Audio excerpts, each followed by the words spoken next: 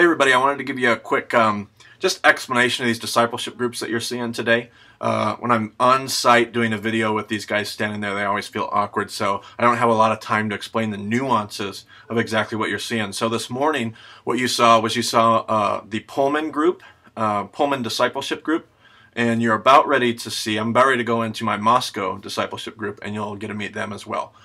Just a little background of what these discipleship groups are. Basically, the heart and the essence of what I've tried to do when I jumped into campus ministry was I wanted to try to take this experience I had with Ray Vanderlaan when I went to Israel and Turkey and got to see discipleship firsthand. I was convinced that discipleship in the first century rabbinic model would still work in our world today, and obviously it would need to be adjusted for our own culture in all kinds of places. But I wanted to start trying some ideas. So what I've created in my mind to try, and it's just a try, we'll see what God does with it, is a three-phase discipleship program. In Jesus' day, his disciples had this scripture memorized. I mean, it was secondhand, not secondhand. It was second nature for them to be able to pull up these scriptures, to recognize these scriptures, to know the story, to know the narrative of God's people. So the first phase of my discipleship program is a 2-year phase where I've invited students to join a 2-year teaching phase where we're just going to become really intimate with the story of God's text and the story of God's people. So we get in there and we dig into the text and we go really, really, really deep. We're studying literary styles. We're studying all kinds of rabbinic method as far as teaching. We're watching some rabbis teach here and there over the internet. We're doing all kinds of stuff to really become familiar with the depths of the text, not just this first layer of the text, but what are all the layers underneath the one that we're more familiar with. And that's the first phase. The second phase is I'm hoping to actually put a part of my program together where I'll be able to take some of these students over to Israel and Turkey and actually have them get on site because, and those of you who traveled with me on these trips know this, the fire and the passion that's created on those trips, it just can't be duplicated, and I can't manufacture that in a classroom. I can't manufacture that in any kind of ministry program. So to have them experience that would be the second phase.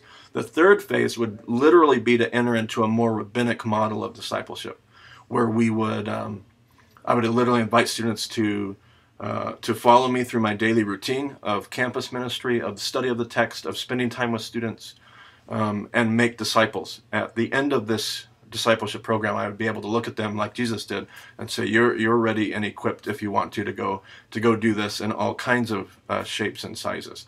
So that's what the discipleship program is. How it all got started is actually, for all of you Twin Falls folks that may be watching this video, one of TFRC's finest graduates, Carrie Miranda, daughter of Rick and Cindy Miranda, she transferred to U of I this year, and her boyfriend Dylan Burrows were my first students involved in my discipleship program. It started with 2. And I had no idea how God was going to use that. Out of those 2, that group became, within 2 or 3 weeks, that group had become 6. It's now about 9. Out of that group of 6 that it kind of blossomed to, a Pullman Group started at Washington State. And that group just kind of limped along with 4 or 5 people until literally 2 or 3 weeks ago. And all of a sudden, out of nowhere, that group that you saw this morning has exploded. We had 12 students join one day. The next day, 5 more students showed up. The next day, I think I've added 2 students every day since that first initial wave. So we now have... we've probably got 20, 21, 22 students on that roll there. But we probably will have 15 to 16 in the room for a day. People are sitting on the floor. I'm just blown away at what God's doing with that particular group. That group doesn't meet as often as my Moscow group. My Moscow group meets 3 days a week. The Pullman group started meeting 1 day a week, and then this semester jumped up to 2 days per week, and that's been a really good experience. But my Moscow group is actually halfway through the Old Testament. I mean, today we're going to be talking about the Psalms.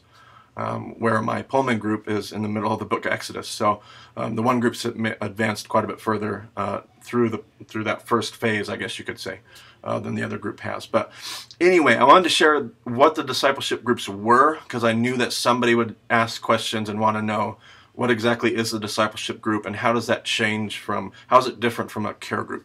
And our care groups are relational groups. It's where we build relationships.